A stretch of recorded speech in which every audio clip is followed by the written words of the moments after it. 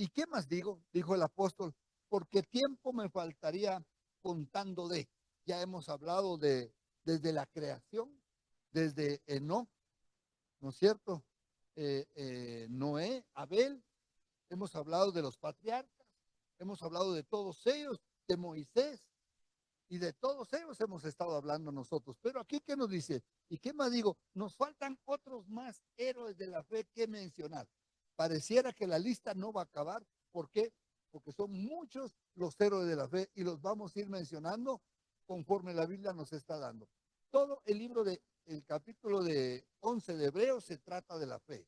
Pero bueno, dice acá, entonces, ¿y qué más digo? Porque el tiempo me faltaría contando de quién, de Gedeón, de Barak. Bueno, Gedeón es un héroe de la fe, aunque no apareció como héroe, ¿sí? ¿Cuántos creen que los que nacen con todos los atributos necesarios? ¿Sí?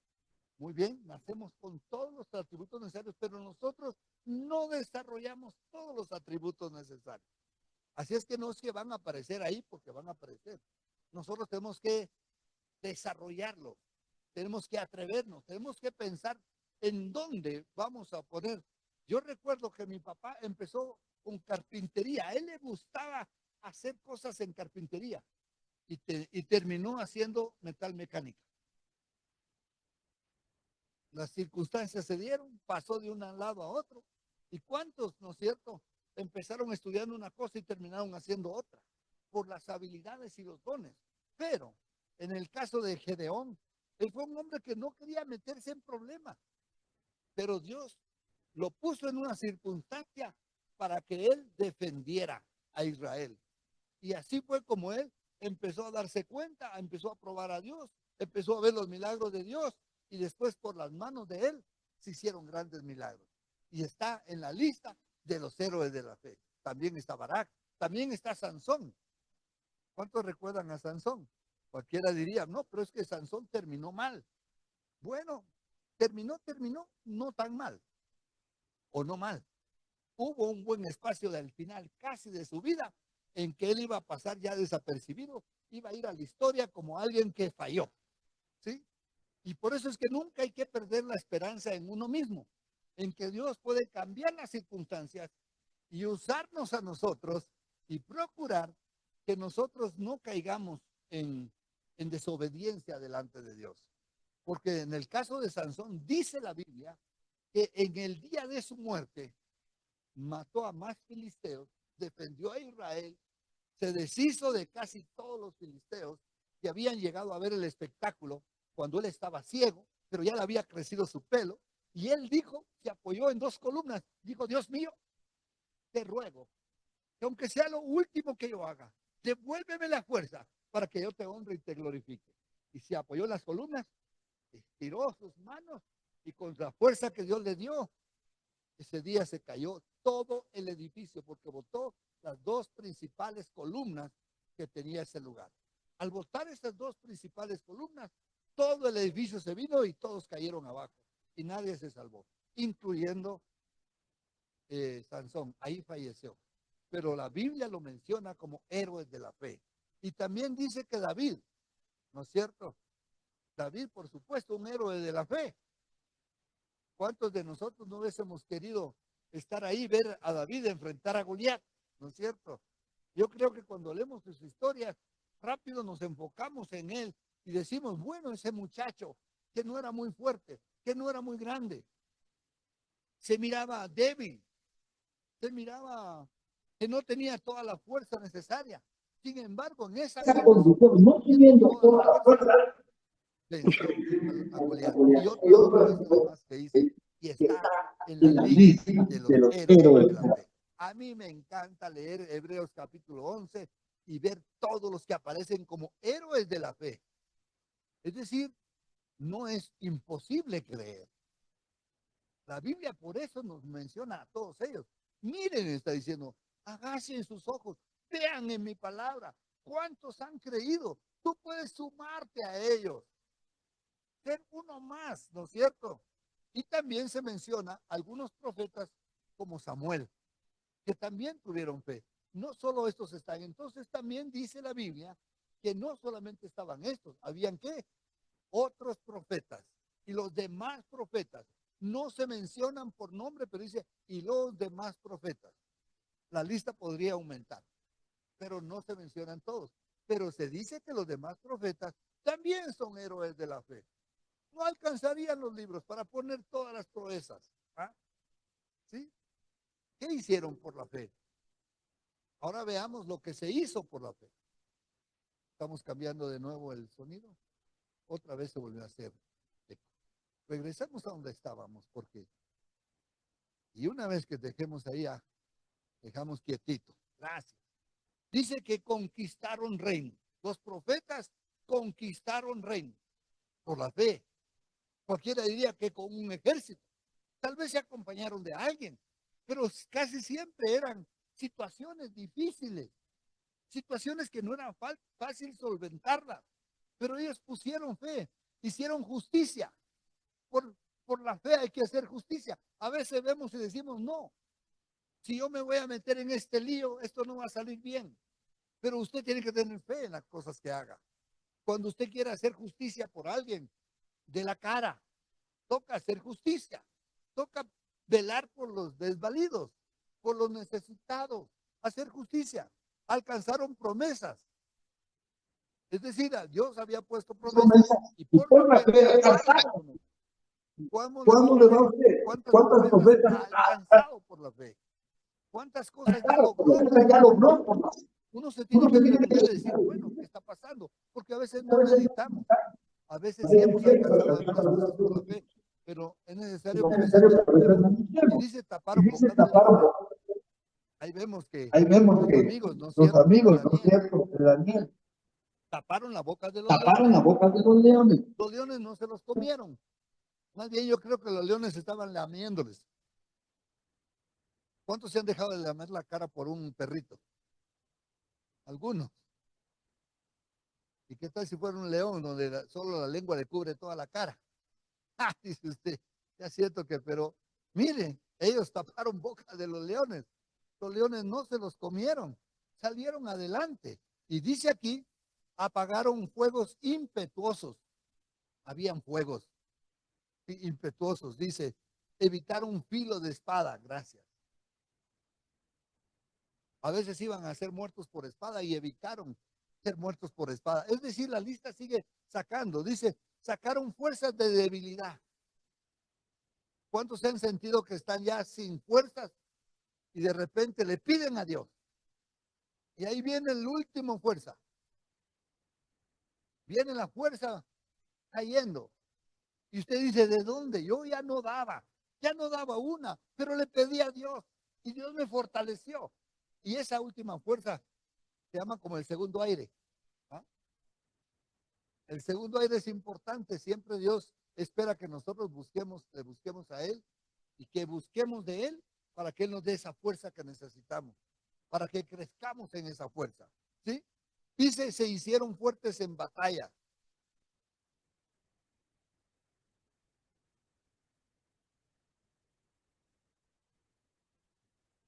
Gracias, chicos, por llevarse a los niños pequeños que a mí se me había pasado por alto. Si en caso tú quieres, puedes quedarte aquí conmigo o puedes ir con los jóvenes allá. ¿Quieres quedarte acá o vas con los chicos? Como tú quieras. Muy bien. Entonces se hicieron fuertes en batallas. Yo he pasado algunas batallas en las cuales he quedado exhausto. Ya no quiero otra. No me quiero meter en otro lío como este. Prefiero evitarlo. Sí, está bien. Lo que no descubría yo es que en esa batalla yo me hice fuerte. Porque cuando uno hace las cosas en el nombre del Señor, no sale uno debilitado, como a veces el cuerpo le dice a uno, estás débil. Y es el mentiroso del diablo que te está diciendo, estás débil, ya no vas a poder, no vas a tener fuerzas, se te acabaron las fuerzas. Pero yo cuando leo esta escritura me encanta y le animo a usted que lo aplique a su vida la palabra de Dios. Se hicieron fuertes en batalla. Los problemas, hermanos, nos han fortalecido. Los problemas no nos debilitan o no nos pueden debilitar. Pero si yo paso una batalla, ya pasó la batalla, Yo tengo que decir, bueno, me levanto. Soy fuerte en la batalla. Me hice fuerte en la batalla. Logré salir. Y pusieron en fuga el que dice ejércitos extranjeros.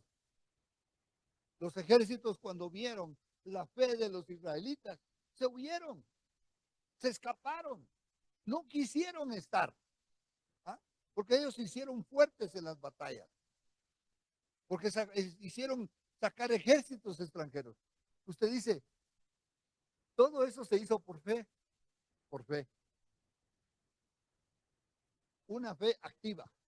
La fe nuestra no es una fe pasiva, no es que yo me quedo tirado en la casa, ay Señor, qué problemas que hay. Te pongo mi vida en tus manos y me quedo acostado durmiendo. O digo, no salgo porque ¿qué voy a ir a hacer? Todo lo contrario. La fe es la que nos mueve. La fe es que nos hace llevar con ánimo, con buena actitud. Enfrentamos los problemas con ánimo, no derrotados. Porque sabemos que aunque parece imposible lo que estamos viendo, nosotros vamos a caminar a hacer que lo imposible suceda por la fe.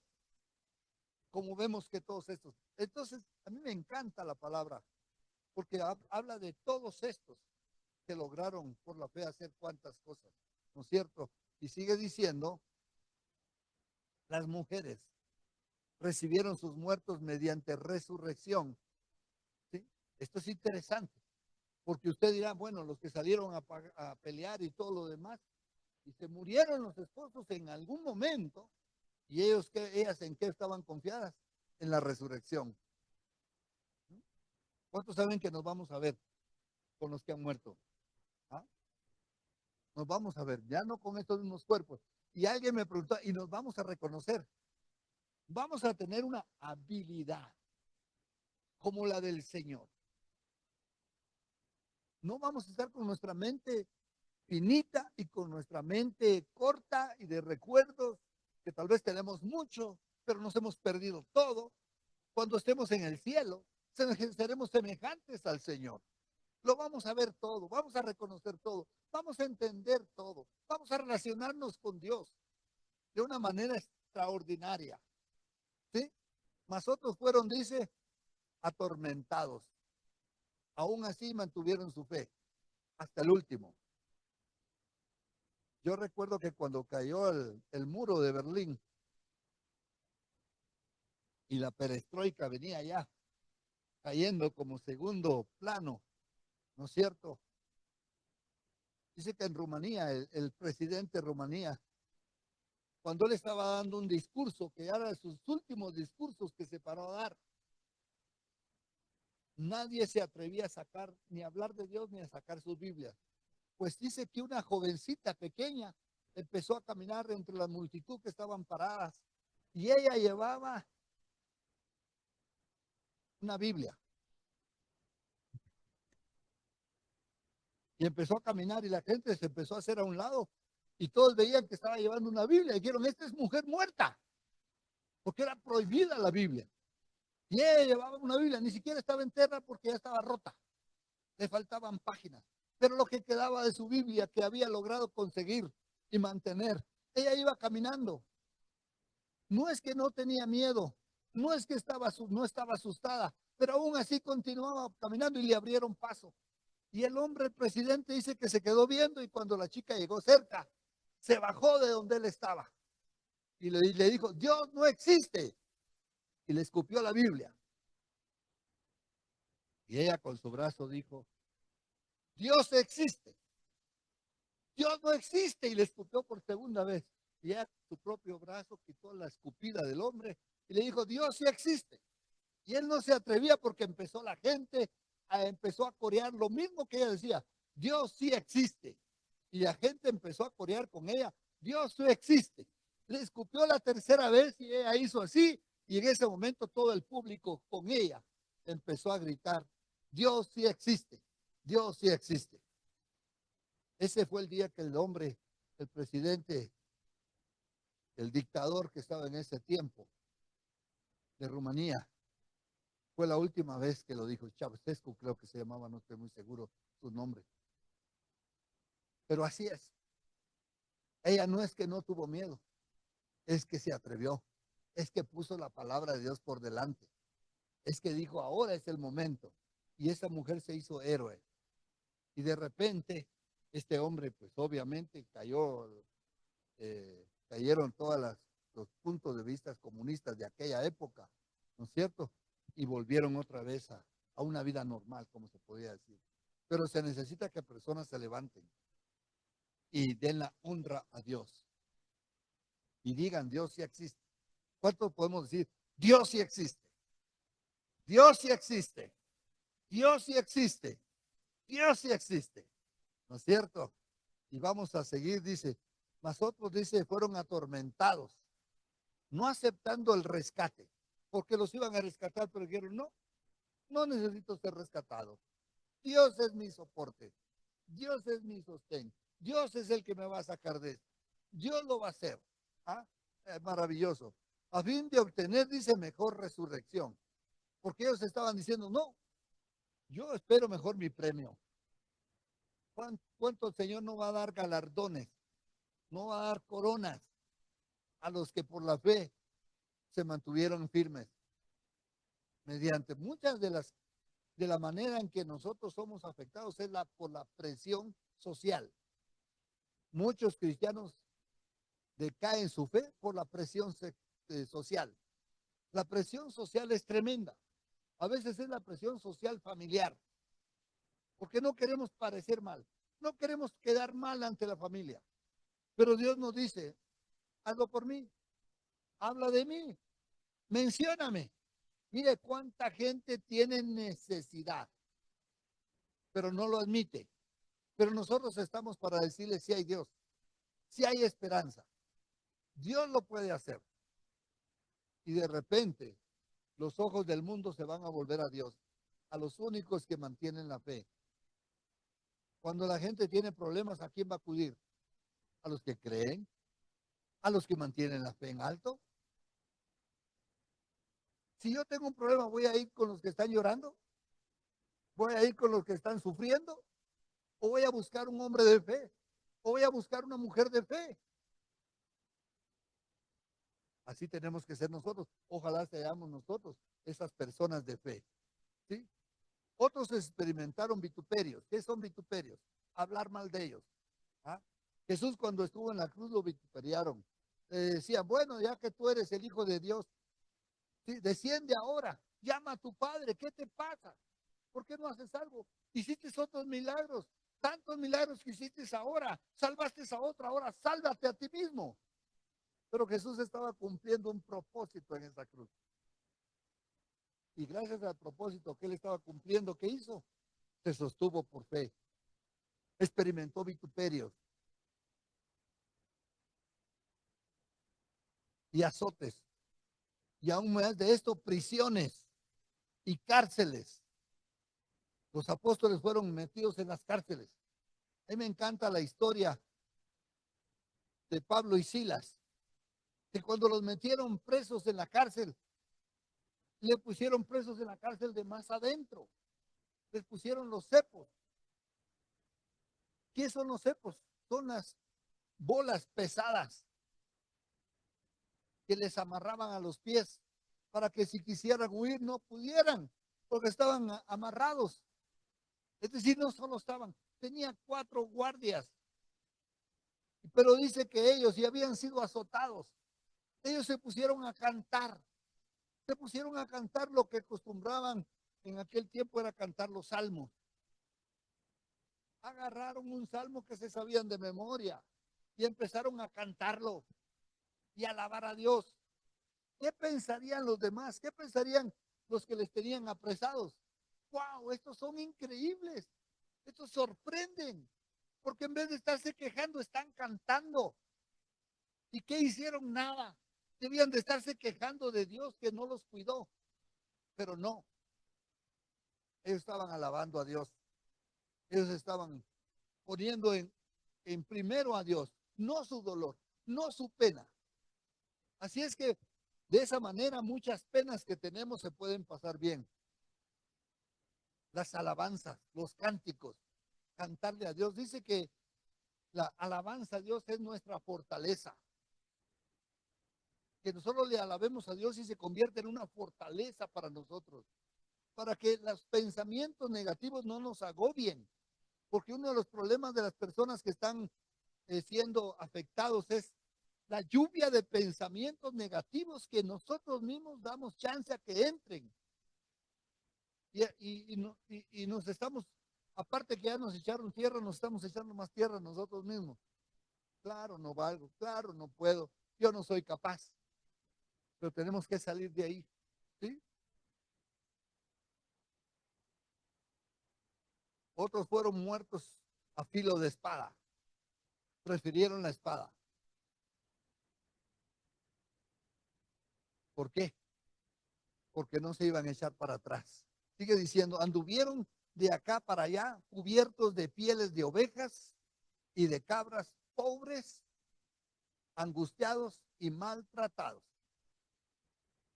Todo eso va a decir el mundo, quizá de algunos de nosotros, si nos mantenemos por fe. Pero escuche, ahí no termina. Están dos puntos y coma. ¿Qué sigue diciendo? Dice, de los cuales el mundo no era digno. Aleluya. Yo cuando leo estas cosas me emociono. Porque digo, este mundo no me puede calificar a mí. A mí el único que me puede calificar es Dios. El mundo no me va a poner un sticker de no sirvo. El único que puede decir si sirvo o no sirvo es Dios. El mundo no es digno de tenernos acá. Por eso nosotros andamos aquí como peregrinos.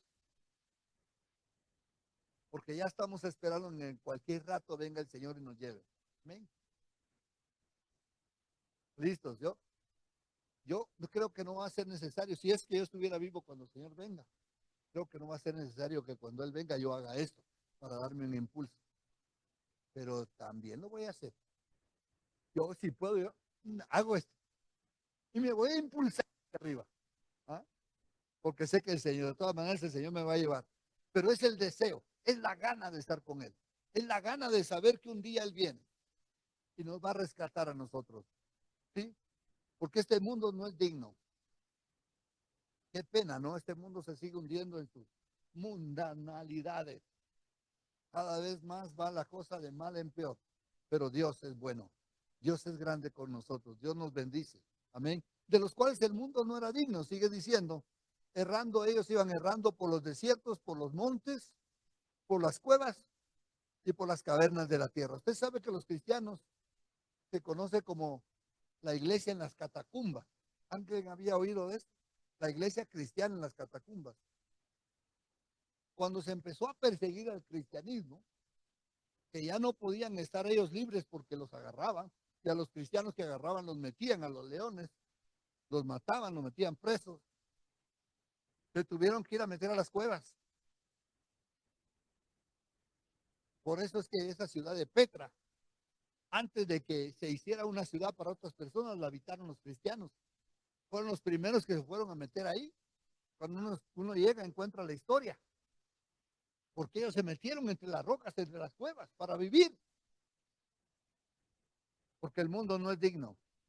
Pero mientras estemos en este mundo, hermanos, tenemos que ser luz. Por eso el Señor dijo, vosotros sois la luz del mundo. Somos la luz. Y si nosotros somos la luz, el mundo está en tinieblas. Y nosotros tenemos que resplandecer como luminares. Por eso Él dijo, no se pone una luz debajo de la cama. No nos vamos a esconder. Vamos a salir para hacer la luz. Amén. Vamos a salir para dar todo lo que Dios espera que nosotros demos. Y todos estos, escuche, todos estos, ¿quiénes estos? Los héroes de la fe que hemos venido mencionando. Todos esta lista exhaustiva, todos los que ni siquiera fueron mencionados, porque sí se menciona por grupo, como profetas, como patriarcas, como los perseguidos, todos estos, aunque alcanzaron buen testimonio, porque nos dejó en la Biblia que tenían un buen testimonio, dice un buen testimonio mediante la fe. No es un buen testimonio de, aunque es bueno hacer cosas buenas, No es un testimonio de cosas buenas, sino que un testimonio que tuvieron fe, que lo hicieron por fe. El testimonio que creían en algo más. Un testimonio que no vivían esta vida aferrándose a los deseos carnales que aquí están, sino que vivían esperando una patria mejor. Dice, ellos no recibieron lo prometido. Ellos fallecieron. No vieron a Jesús. Esperaban al Mesías, pero en la época de ellos no nació. Cuando Jesucristo nació y resucitó, ahí viene la cristiandad detrás. Y nosotros sí tenemos la oportunidad de leer de Jesús. Tenemos la Biblia, tenemos la manera de conocer de Dios y ver a Jesús en las Escrituras, ver lo hermoso que fue, cómo trató a la gente, cómo trató a los hombres golpeados por este mundo, a las mujeres despreciadas. Y entonces nosotros cuando vemos a ese Jesús actuar, nos damos cuenta que nosotros tenemos un tiempo privilegiado, porque tenemos la Biblia en todos los tamaños, colores, como usted quiera. Los tenemos ahora hay personas que tienen unas 6, 7 versiones en su teléfono de la Biblia. La tienen con colores, la tienen con dibujitos, todo. Marcado en rojo la palabra de Jesús, todo lo tenemos. ¿Para qué? Para que nuestra fe crezca, para que nosotros, ¿sí? Nosotros los que ya nos alcanzó este tiempo, podamos hablar con el Señor con certeza de que lo tenemos, de que lo hemos recibido, de que vivimos una vida para Él. Ellos no recibieron lo prometido, pero aquí dice, proveyendo Dios alguna cosa mejor para nosotros, sin duda alguna. Todo lo esperó el Señor. Ellos no recibieron lo prometido. Esa lista grande de héroes no recibieron, pero murieron creyendo. Por eso fue que cuando Jesús resucitó, resucitó con ellos. Y ellos son lo que se conoce como la primera resurrección. Proveyendo Dios alguna cosa mejor para nosotros. Lo que nosotros, hermanos, tenemos es lo mejor.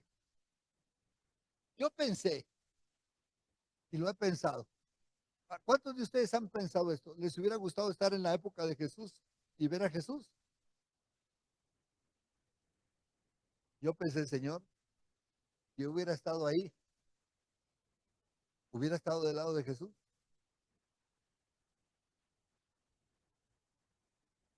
Buenos, valientes. ¿Cuántos rechazaron a Jesús? ¿Cuántos huyeron cuando Jesús fue apresado? Los 12 apóstoles huyeron cuando apresaron a Jesús. Entonces digo yo, Señor, gracias porque me hiciste nacer en esta época. Porque tú conocías mi debilidad o mi incapacidad, pero me hiciste vivir en esta época. Y me diste el privilegio de conocer a Jesús. Y ahora, Señor, yo estoy de tu lado. Ahora, no antes. Porque hay personas que muchas veces rechazaron a Jesús en su vida. Porque hoy lo tenemos, no quiere decir que siempre tuvimos a Jesús. Pero ahora lo tenemos.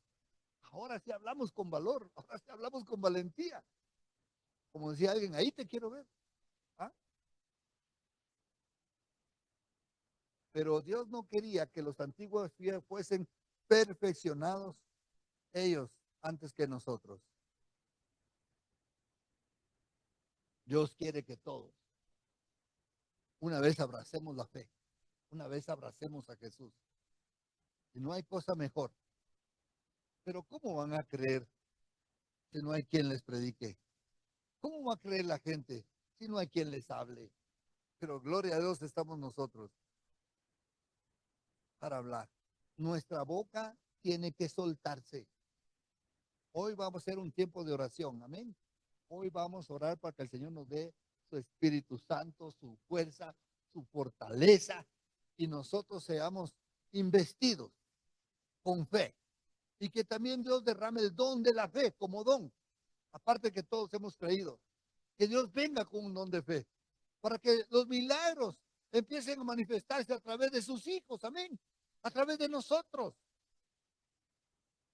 para que la vida de Jesucristo sea anunciada con nosotros y por nosotros.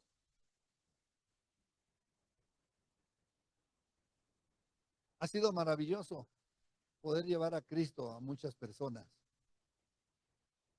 pero hemos tenido que movernos por fe, salir por fe. Cuando mis hijos estaban pequeños y querían que yo fuera a predicar al interior del país, no habían los recursos. Yo tenía un carro americano, ni lo han de conocer, se llamaba Monte Carlo, del año 78. Era azul, y mis amigos le decían el batimóvil, porque parecía más que batimóvil, parecía chancleta grande, pantufla grandota, lancha, y era más Gastón que qué. Y salíamos de vacaciones, mis hijos. Yo les decía, bueno, chicos, las vacaciones de ustedes va a ser, vamos a ir a recorrer el Ecuador. Ya, papi, qué alegre. Pasábamos primero a Riobamba a predicar. Después pasábamos a Cuenca. Y llegábamos a Loja. ¿En qué hoteles nos hospedábamos? En la casa de los hermanos. Los que llegábamos decían, hermanos, los podemos recibir, se quieren quedar en nuestra casa. Y a veces nos tocaba, arriesgábamos, mandar a nuestros hijos a la casa de un hermano mientras nosotros quedamos en la casa de otro, porque éramos 6. Yo no sé a qué se le va a ocurrir a predicar con 6 hijos, con 4 hijos. Pero a nosotros sí se nos ocurrió. Y nos recibían en una casa. Y nos juntábamos después. Y ellos, su juguete era conocer amigos, salir a jugar a las calles. Y después de predicar, otra vez súbanse al carro, vamos a otra ciudad. Y en otra ciudad nos recibían. Y nos esperamos en diferentes casas. Y ahí llevábamos lavando la ropa en la casa de los hermanos, porque la ropa no nos iba a alcanzar. A donde llegábamos, préstenos para poder lavar la ropa. Sí, no se preocupe, lavábamos la ropa. Parecíamos fotografía con la misma ropa, pero lavada. Llegábamos a Loja. Ahí los hermanos nos recibían con tanto amor y predicábamos el evangelio y personas se entregaban a Cristo y pasábamos la noche. Y terminaba el primer mes, estábamos en el segundo mes y de regreso nos veníamos por pasaje, por Machala, predicando el evangelio. Y nuestros hijos, ¿cuántos hijos le han preguntado a ustedes? Y ya vamos a llegar en el carro. Y ya vamos a llegar, papi. Ya vamos a llegar. Esa cancioncita todavía la tengo en mi mente. Entonces decimos, sí, mi amor, ya vamos a llegar. Y todavía estamos por llegar. Porque todavía el viaje continúa, amén. Así es que mis hijos, si usted les va a preguntar, ellos van a decir cómo pasaban sus vacaciones. En el carro con mi papá íbamos a predicar a las diferentes provincias. No todos los años se podía, pero casi todos los años, mientras mis hijos estuvieron creciendo. Ya después fueron más grandes, era más difícil, porque ya los muchachos ocupaban un asiento cada uno. Ahí vamos en los 6. No se me olvida la última vez que nosotros nos venimos de Cuenca en mi carro. Ya estaba viejo, ya estaba no tan bueno. Y me dice un pastor de Cuenca, él es Juan Castro. Lo pueden buscar en internet.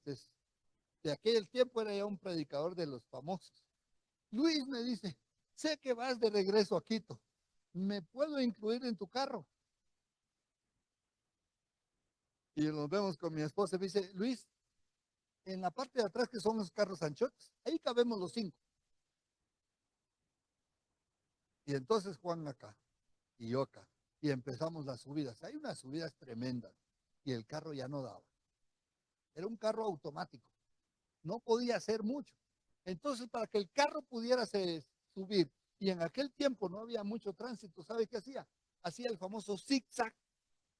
La carretera era ancha, entonces me iba para acá y después iba para acá, para que el carro no fuera solo pendiente. Aquí para acá, un poquito de aviada. Aquí para acá, otro poquito de aviada. Aquí para acá. Y él muerto de la risa y los dos orando, pidiéndole a Dios. Muertos de la risa, Dios mío, ayúdanos. Ya en lo plano el carro soltaba y daba. Así nos venimos. 7 personas haciendo la palabra de Dios, predicando el evangelio. ¿Estamos dispuestos? Sí, les felicito porque pasaron los obstáculos para estar aquí hoy. ¿Ah? Proveyendo alguna cosa mejor para nosotros. Nosotros tenemos ahora el Espíritu Santo, tenemos la iglesia, tenemos hermanos, tenemos el Internet con cosas buenas de la Biblia para nosotros. Podemos escuchar a cualquier predicador.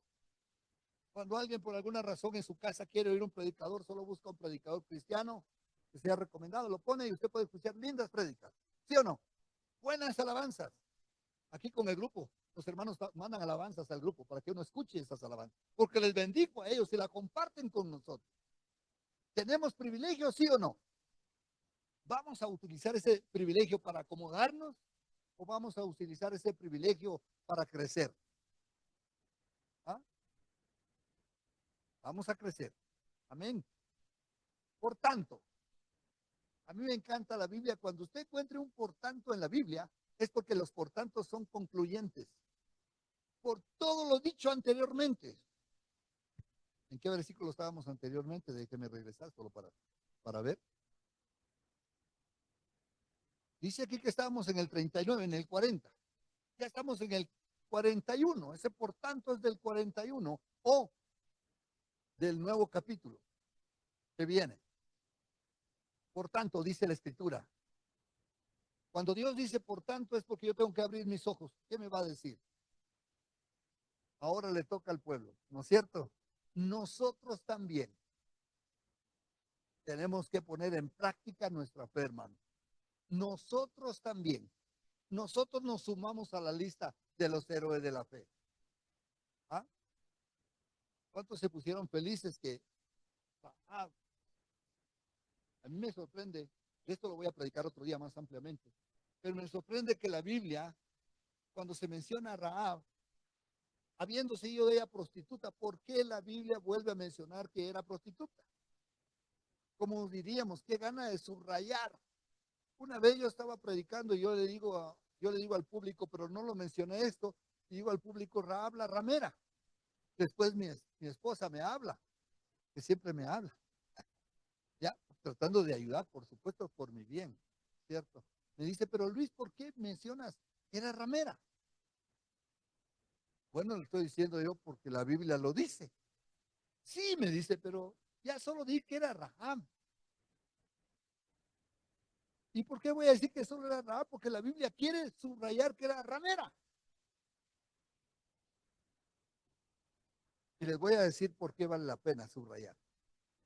Porque Rahab no representa a los que no somos del pueblo de Dios, a los que nos habíamos prostituido en este mundo, sino de la misma manera, de alguna manera.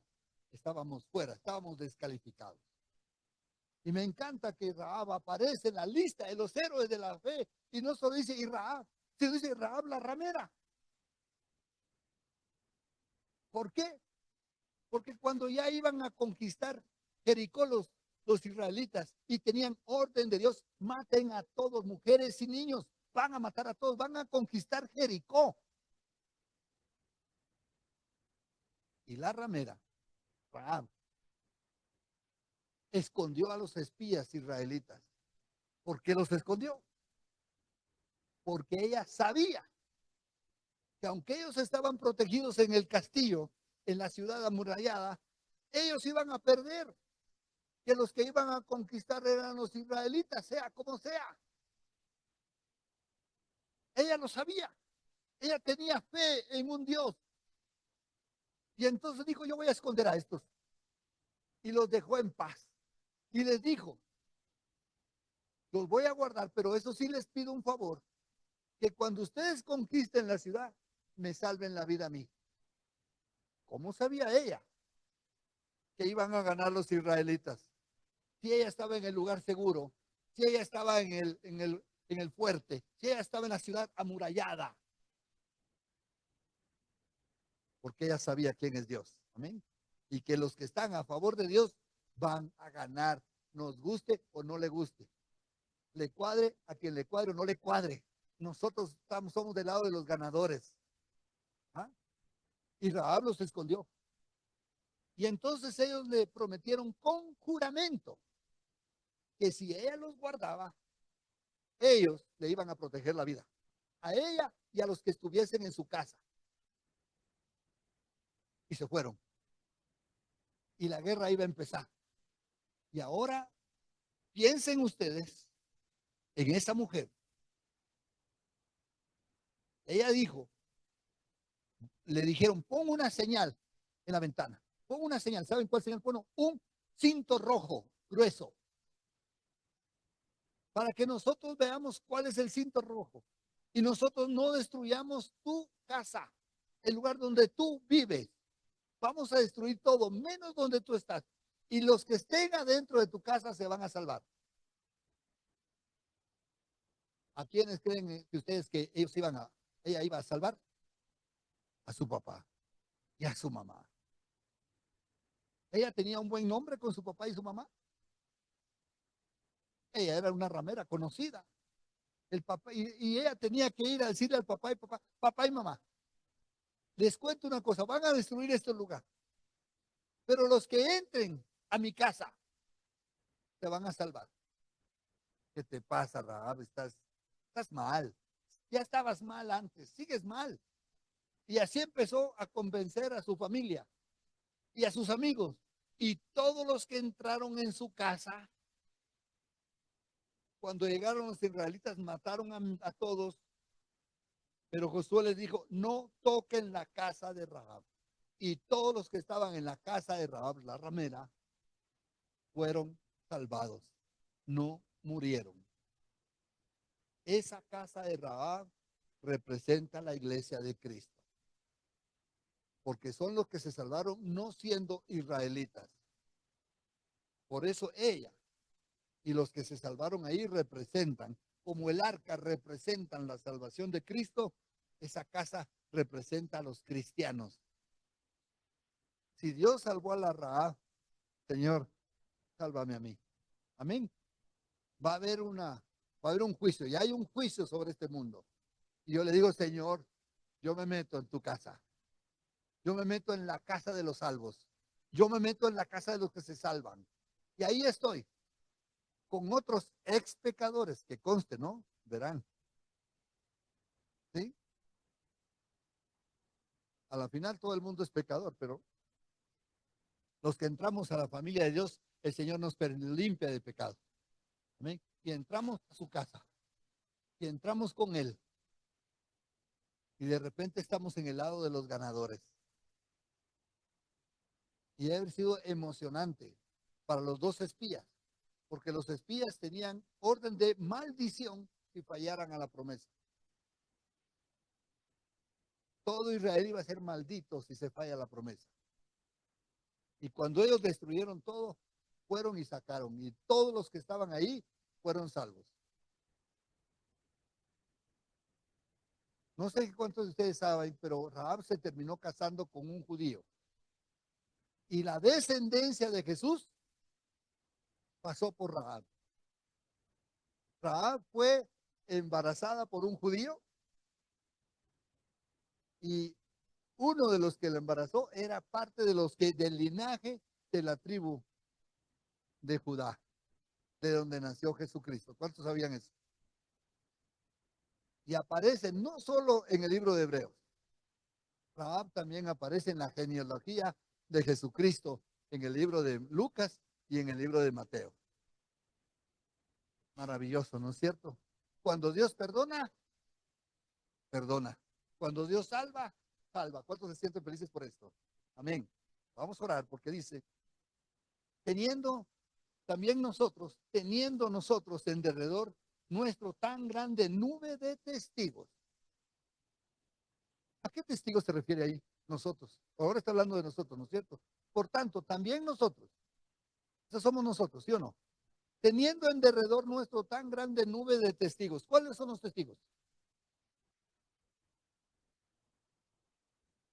Los que son salvos, los que ya están en el cielo, los que ya están con el Señor, los que ya llevó en la primera resurrección. Todos estos héroes de la fe fueron con el Señor, están con Él y están en el cielo y están abogando por nosotros. Ah,